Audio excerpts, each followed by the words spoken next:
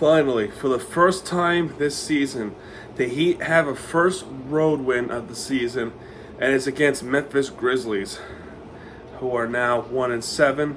This is Game 8 of the season, as we win this one 108-102, and we have even the record 4-4 right now, as we are now in 500 once again on a 3-game win streak after going on a 4-game losing streak. So this is definitely a nice bounce back right now. So things are looking okay for now, as before we get to Saturday, which we have 2 days off right now, and then we go back playing this on Saturday. But for this game, the entire team did really, really good, and I'm really happy about this team right now. However, there's definitely a spark of concern, and that concern right now is Tyler Herro.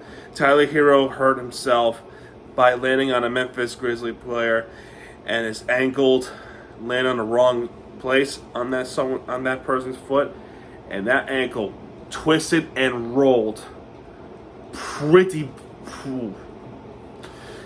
Is, if you have a weak stomach, you don't want to look at that. It's definitely alarming, definitely freaky, and definitely scary to look at when his ankle rolled like that. And he was looking at the bench like, I need help, dude. I need to get to the locker room. He was one hop into the locker room, and about 10 minutes later, he was officially ruled out. There was not even a questionable thing. There was just right away he's ruled out. It looked like it looked serious, and they determined that it's a sprained ankle. So no doubt he's going to be out for a few games or so. And sprained ankles are not fun. I've dealt with sprained ankles before. It's awful. It is awful. It took me about a week or so to get it recovered. So I don't have it down in my mind. He's probably going to miss a few games. It's just unfortunate. Just really unfortunate here. But for the rest of the team, they play great. Especially these players. Haywood Highsmith, 14 points, 2 3-pointers, 2 free throws, 27 minutes played, 3 blocks. Haywood Highsmith, just unbelievable tonight, defensively and offensively. So great job there by Haywood Highsmith. For Jimmy Butler, definitely great tonight. Played 35 minutes in, 15 points, 2 3-pointers. That's great. He's 3 for 3 on the free throws. 3 rebounds, 2 assists, 1 steal. Pretty good game. Pretty good game for Jimmy Butler. But the best teammate, best player on the court is Bam. Bam Adebayo. Man, last year he was definitely better offensively, but as we see right here, he is on fire. 30 points tonight for Bam Adebayo for a center. That's crazy. That is insane. He is 8 for 15 field goal, and he's 14 for 16 on the free throw line, and he has 11 rebounds. So that's a double-double. And this is one comment before we get back to the game. What the hell was that, NBA? You don't think I was going to bring that up eventually? I might as well bring it up now. So whatever happened was, these rebounds I was talking about? NBA decided to remove one of Bam Adebayo's rebounds from the Lakers game to now making a 19 rebounds game instead of just 20. What the hell? That game happened 2 nights ago. You're gonna take that away now? Are you stupid? Leave us alone. Seriously, leave us alone. But that's a story for another day. As I'm not gonna complain much there, because we have won that game against the Lakers, just like we won this game against Memphis here. He has 11 rebounds, 30 points. That's a double-double, and 3 blocks. 3 blocks. And some of them were like, get the hell out of here type rejections. Insane. Just has an insane game. And he played 36 minutes in the game. Kyle Lowry, 35 minutes in. He has 17 points. He has 4 3-pointers. So, wow. Finally, we got the Kyle Lowry that we all know and love. 4 3-pointers, 3 for 3 on free throws, and he has 11 rebounds, so he has a double-double, and he was 1 assist away of getting a triple-double. So he has 9 assists. So he just missed it. Just like Tyler Herro's situation back against Washington, he just missed that triple-double. Now for Herro, 8 minutes played because after that first quarter he rolled his ankle. That was happening at near the end of the first quarter, and he had to just hop to the locker room. But before that happened, he was playing pretty good. He had 2 field goals, 2 free throws, and he had them all up. It is 6 points. He has 2 assists, 1 steal, and 2 assists and 1 rebound. So definitely gonna miss Herro here for a little bit. I hope it's nothing serious. So Duncan Robinson had to fill in for him for a pretty lengthy time, which is 35 minutes off the bench, and he didn't do terrible in this game. I will say some of the shot selections in the end of the game were not that great, in my opinion. But I thought he played pretty good. He has 9 points, 2 3-pointers, and 1 field goal and a free throw. That makes it up to 9, with 3 rebounds, 2 assists. But he committed 5 turnovers. Can't do that. Thomas Bryant just 2 points. Josh Richardson just having a rough night tonight, just only scoring 2 points off the field goal. Just a rough night at all. Drew Smith 2 points, and we need to talk about Hackass tonight. Scoring 11 points, 1 3-pointer. It's an important topic with that 3-pointer. 4 field goals, 2 free throws, 3 rebounds, 2 assists, 2 steals. No turnovers. So I thought Hackass played really good tonight. Now for Memphis starters, I mean, of course, Jaren Jackson, as of right now, without John Morant, with that scandal, what happened with Instagram Live. I'm not gonna get into detail. He is serving a suspension. But Jackson, 28 points, and a majority of that came from the second half of basketball. So that's crazy. That's insane from Jackson. Zaire Williams, just 2 points. Biyombo, he is a center. He has scored 9 points.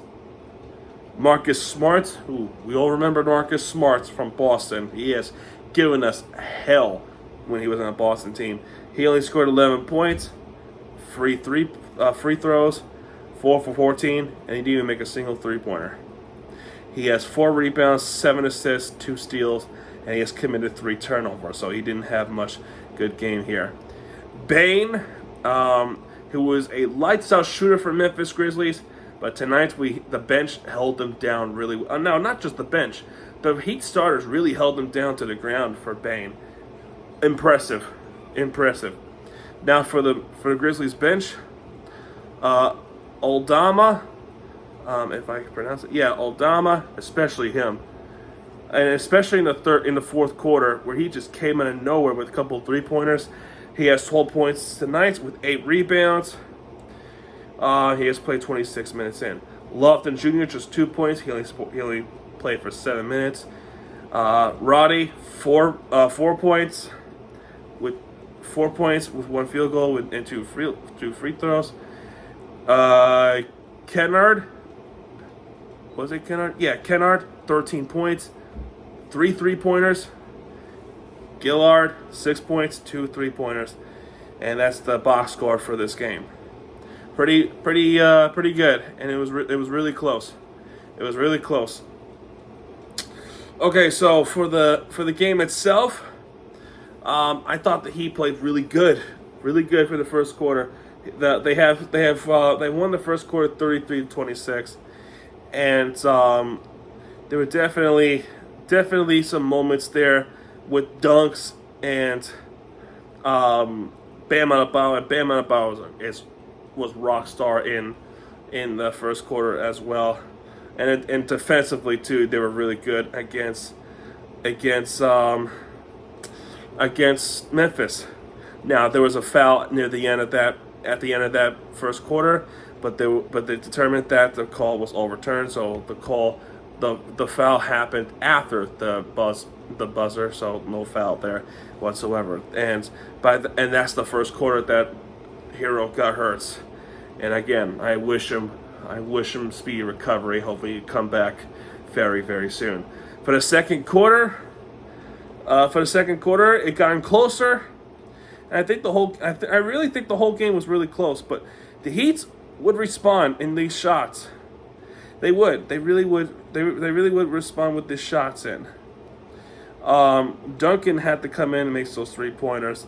Jimmy Butler making some shots in, and Hawkes making some shots in.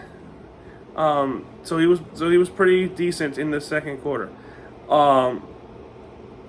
So then things get pretty heated from that one. So there was a foul on the Heat, I would think, or something must have happened in the end of that second quarter. I think what ended up happening was the Heat was challenging a call, and they ended up winning the challenge. I don't quite remember what happened there. I think there was a turnover or foul. They had to. I forgot what happened there. So I do apologize. But either way, Memphis after that commits a turnover. So then Butler makes that layup, and then we go to halftime with 54-46. The Heat wins this quarter by 1 point. Now for the third quarter itself, Memphis would take over that third quarter. 30 for 23 is that third quarter score. You gotta look at a couple of players. One is Desmond Bane. So remember this: Desmond Bane we only held him for about 3 or 9 points in the first half, and then he exploded in the second half, especially in the third quarter. While Haywood Hagsmith was having a great game, there was also a technical foul on him. There was a shooting foul on him, and he was complaining to the point where the referee said, "That's enough. We're giving you a technical foul." So Bane was making a technical free throw, and that was an and-one situation there as well. There was also defensive 3-second defensive violation at the second quarter, and I think Butler made that free throw. So there's that. So there was that technical foul. And really the second game in a row, there were a few technical fouls, especially against Haywood Highsmith. And I think there'll be more. I think there's a couple more later on, so I'll definitely look out for that in the play-by-play. So there was fouls there. Nobody was making a shot there until 3 minutes and 45 seconds in. Biombo makes a 6-foot hook shot there. There was a dunk by Almada. Layup is good for Drew Smith, so nice one there. And it was a tip. So there was that. Blah blah blah. Jared Jackson, definitely nice for him to get that get those points in. So good stuff there. Now for the fourth quarter, the Heat definitely had a scary situation at the end of the fourth quarter. I mean, of course, but I thought the Heat played really good. The Heat took over. Pretty much took over a majority of the fourth quarter, and really the big players we have to talk about is Bam Adebayo and Kyle Lowry. Kyle Lowry, being a team leader, especially for the bench, making some plays in. While for Bam, all he does is making these jumpers and really making shots there, which is critical. Jaime Hawkes actually makes an and-one off the layup. So that's great for Hawkes there.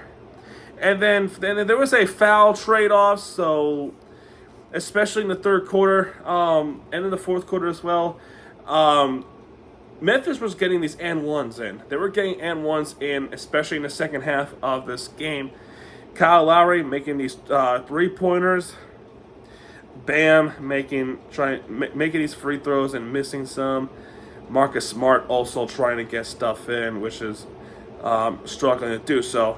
Hawkes 2-point shot, and then another technical foul. This one's on Marcus Smart, Kyle Lowry makes that technical free throw. So I don't know if Marcus Smart was fouled or not, but he was complaining about something and he got teed up for it. So Kyle Lowry makes that shot, and then Bam commits a personal foul, which Marcus Smart would make 2 points in. And then Jaren Jackson makes that personal foul. So again, foul trade-offs. Hackass,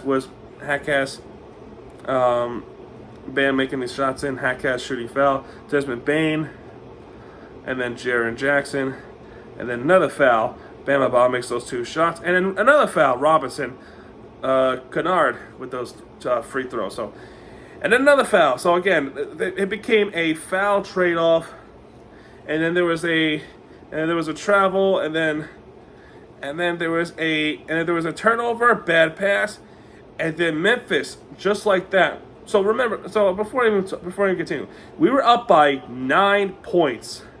Was it 9 points? No, it was 11 points. 11 points, 105-94 for the Heat, right? With 1 minute 50 seconds left. Then they went on this run from these free throws, and before you realize it, with Altima with that pull-up shot 3-pointer, it became 105-102 Miami. So I'm really frustrated with those meltdowns like that, because we would just run away with this. And Kyle Lowry was during that time was trying to get that triple-double. So we need this shot to get something in.